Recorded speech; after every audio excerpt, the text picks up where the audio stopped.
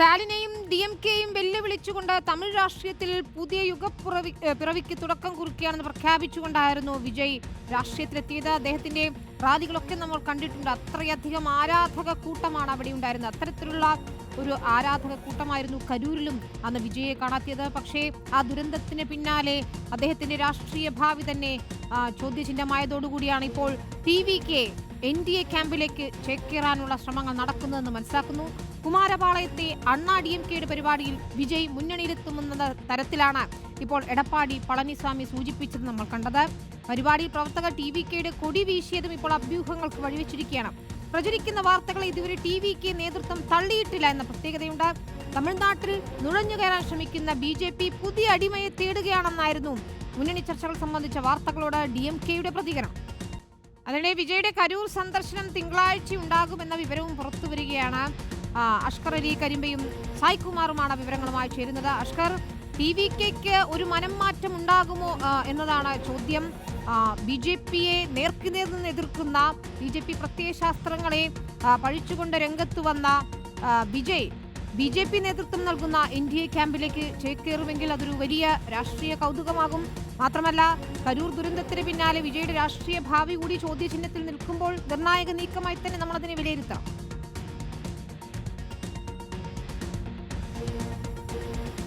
വലിയ രാഷ്ട്രീയ മാറ്റത്തിലുള്ള സാധ്യത തന്നെയാണ് തമിഴ്നാട് രാഷ്ട്രീയം നിരീക്ഷിക്കുന്നവരൊക്കെ തന്നെ ആവർത്തിച്ച് പറഞ്ഞത്. പ്രത്യേകിച്ച് വിജയ്ക്കുള്ള ഇപ്പോൾ ഈ എടപ്പാടി പളനിസ്വാമി വിജയമായി നടത്തിയ അരമണിക്കൂറോളം ദൈർഘ്യമൊരു ഫോൺ സംഭാഷണം, അതിനോടൊപ്പം തന്നെ ഇന്നലെ പരസ്യമായി തന്നെ എടപ്പാടി പളനിസ്വാമി നാമക്കൽ കുമാരപാളയത്തിൽ നടന്ന പൊതുപരിപാടിക്ക് TVK-യുടെ കൊടികൾ ചൂണ്ടിക്കാണിച്ചുകൊണ്ട് മുന്നണി വിപുലീകരിക്കാൻ പോകുന്നു എന്ന് പറഞ്ഞുകൊണ്ട് MK സ്റ്റാലിന് മുന്നിൽ നടത്തിയ വെല്ലുവിളി, ഇതൊക്കെ തന്നെ കൃത്യമായ സൂചനകളായി തന്നെയാണ് രാഷ്ട്രീയമായി വിലയിരുത്തുന്നത്. പക്ഷേ അപ്പോഴും വിജയ് ഇതിന് എന്ത് ന്യായീകരണം നിർത്തുമെന്നതാണ് ഏറ്റവും പ്രധാനപ്പെട്ട കാര്യം. കാരണം രാഷ്ട്രീയ ശത്രുവാണ് DMK എങ്കിൽ പ്രത്യയശാസ്ത്ര ശത്രുവാണ് BJP എന്നാണ് എല്ലാ പൊതുയോഗങ്ങളിലും എല്ലാ പ്രചാരണ പരിപാടികളിലുമൊക്കെ തന്നെ വിജയ് ആവർത്തിച്ച് പറഞ്ഞുകൊണ്ടിരുന്നു. സ്വാഭാവികമായും അത്തരമൊരു ഘട്ടത്തിൽ BJP-യുമായി ഏതെങ്കിലും വിധത്തിൽ ഐക്യപ്പെടുകയാണെങ്കിൽ, അല്ലെങ്കിൽ BJP-യും അണ്ണാ DMK-യും അടങ്ങുന്ന സഖ്യത്തിലേക്ക് പോവുകയാണെങ്കിൽ വിജയ്ക്ക് അതിന് ന്യായീകരണം കണ്ടെത്തേണ്ടി വരും.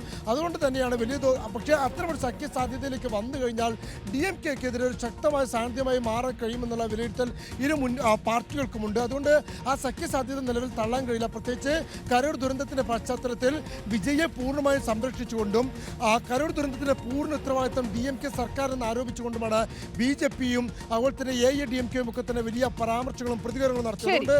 ആ സഖ്യസാധ്യത തന്നെയാണ് ഇപ്പോൾ മുന്നോട്ട് വരുന്ന പ്രധാനപ്പെട്ട രാഷ്ട്രീയം. പക്ഷേ ഇന്നിപ്പോൾ ഉദയനിധി സ്റ്റാലിനടക്കം പറഞ്ഞു വെച്ചുകൊണ്ടുണ്ട് BJP എല്ലാ കാലത്തും തമിഴ്നാട്ടിൽ നുഴഞ്ഞുകയറാൻ ശ്രമിക്കുന്ന പാർട്ടിയാണ്. ആ പാർട്ടിക്ക് ഇതുവരെ കിട്ടിയ അടിമ എന്ന് പറയുന്നത് പളനിസ്വാമിയാണ്. ആ അടിമ പോരാത്തതോടെ ഇപ്പോൾ മറ്റടിമകൾക്ക് വേണ്ടി വിലവീഴ്ച പിടിക്കുകയാണ്. അങ്ങനെ അടിമകളെ കിട്ടിയാൽ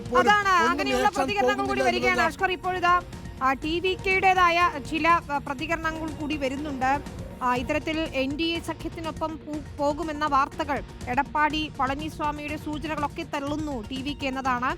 അത്തരത്തിൽ ചർച്ചകൾ നടന്നിട്ടില്ല, അങ്ങനെ ഒരു നീക്കമില്ല എന്നത് കൂടി പറയുന്നു. മാത്രമല്ല, TVK-യുടെ കൊടി ഉപയോഗിച്ചത് പാർട്ടി പ്രവർത്തകരല്ല, ഔദ്യോഗികമായി പാർട്ടി അംഗങ്ങളല്ല എന്നുള്ള വിശദീകരണം കൂടി വരികയാണ്. ഏതായാലും ഇക്കാര്യങ്ങളിൽ TVK-യുടെ ഔദ്യോഗികമായ നേതൃത്വത്തിന്റെ നിലപാട് എന്താണെന്ന് കൂടി അറിയണം. നമുക്കറിയാം, കഴിഞ്ഞ വർഷം ഇത്തരത്തിൽ ചർച്ചകൾ വന്നപ്പോൾ തന്നെ, അതായത് TVK ശക്തി പ്രാപിച്ചപ്പോൾ തന്നെ NDA സഖ്യത്തിലേക്ക് പോകുന്നു എന്നുള്ള സൂചന ഉണ്ടായിരുന്നപ്പോൾ മുതിർന്ന നേതാക്കൾ തന്നെ അത് തള്ളിക്കളഞ്ഞതുമാണ്. ഏതായാലും കരുതലോടെയാണ് ഇപ്പോൾ DMK മുന്നോട്ട് പോകുന്നത്.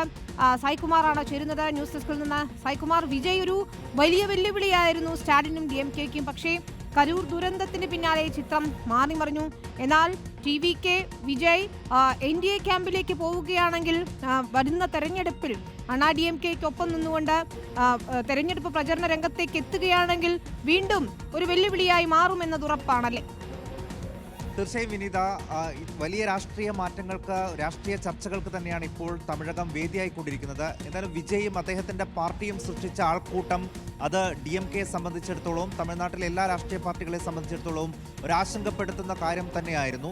ആ സമയത്താണ് കരൂരിൽ വലിയൊരു ദുരന്തം സംഭവിക്കുന്നത്. അതിനുശേഷം വളരെ കരുതലോടെയാണ് സംസ്ഥാന മുഖ്യമന്ത്രി MK സ്റ്റാലിനും DMK-യുടെയും ഒക്കെ ഒരു പ്രതികരണം ഉണ്ടായത്. അതായത് ഏതെങ്കിലും ഒരു തരത്തിൽ വിജയ്ക്കെതിരെ നിയമ നടപടി സ്വീകരിക്കുകയും അദ്ദേഹത്തിനെതിരെ കേസെടുക്കുകയും ഒക്കെ ചെയ്താൽ അതൊരു പക്ഷേ ഒരു രക്തസാക്ഷി പരിവേഷം വിജയ്ക്ക് അദ്ദേഹത്തിൻ്റെ ആരാധകർക്കിടയിൽ, തമിഴ്നാട്ടിലെ ആളുകൾക്കിടയിൽ ലഭിക്കാൻ സാധ്യതയുണ്ട്. അങ്ങനെയാണെങ്കിൽ ഇപ്പോൾ ലഭിച്ച പിന്തുണയേക്കാൾ അത് കൂടാനാണ് സാധ്യത. അതുകൊണ്ട് അദ്ദേഹത്തിനെതിരെ ഏതെങ്കിലും തരത്തിലുള്ളൊരു നിയമ നടപടിയിലേക്കോ അദ്ദേഹത്തെ കടന്നു വിമർശിക്കാനോ ഒന്നും തന്നെ DMK നേതൃത്വം ഇതുവരെ പോയിട്ടില്ല എന്നുള്ളതാണ് നമ്മൾ ശ്രദ്ധിക്കേണ്ട ഒരു കാര്യം. അദ്ദേഹത്തെ കുറ്റപ്പെടുത്താവുന്ന പല ഘടകങ്ങളുണ്ടായിരുന്നു.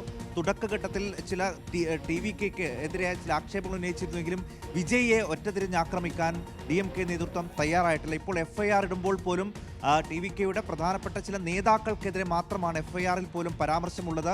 വിജയിയെ അപ്പോഴും മാറ്റി നിർത്തുകയാണ്. അങ്ങനെ നിയമ നടപടി എടുത്തിട്ട് അതിൻ്റെ ഒരു എഡ്ജ്, അതിൻ്റെ ഒരു പോസിറ്റീവ് സൈഡ് ആളുകൾക്കിടയിൽ വിജയിക്ക് കിട്ടേണ്ടതില്ല എന്ന ഒരു നിലപാട് തന്നെയാണ് ഇപ്പോൾ DMK സ്വീകരിക്കുന്നത്. പക്ഷേ NDA-യുമായി അവർ സഖ്യത്തിലേക്ക് പോവുകയാണെങ്കിൽ ആ നിലപാടായിരിക്കില്ല. ഒരുപക്ഷെ ഒരു വലിയ കടന്നാക്രമണം DMK-യുടെ ഭാഗത്ത് നിന്ന് വിജയ്ക്കും TVK-ക്കും നേരിടേണ്ടി വരും. എന്തായാലും വലിയ രാഷ്ട്രീയ മാറ്റങ്ങൾക്കും ചർച്ചകൾക്കും തന്നെയാണ് തമിഴകം വേദിയായിക്കൊണ്ടിരിക്കുന്നത്. TVK ഈ ഘട്ടത്തിൽ ഇത്തരത്തിൽ സഖ്യ സാധ്യതകൾ തള്ളുന്നുവെങ്കിൽ പോലും വലിയ ചർച്ചകൾ നടക്കുന്നു. അണ്ണാ DMK-യുടെ നേതൃത്വത്തിൽ വിജയെയും TVK-യും NDA ക്യാമ്പിലെത്തിക്കാൻ എന്ന് തന്നെയാണ് മനസ്സിലാക്കുന്നത്.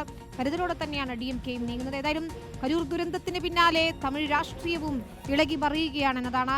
അടുത്തയാഴ്ച വിജയ് കരൂർ സന്ദർശിക്കുന്നതോടുകൂടി മറ്റൊരു തരത്തിൽ കൂടി രാഷ്ട്രീയം മാറും എന്ന ഉറപ്പുമാണ്. സായികുമാറും അഷ്കർ അലി കരിമ്പയുമാണ് വിവരങ്ങൾ നൽകിയത്.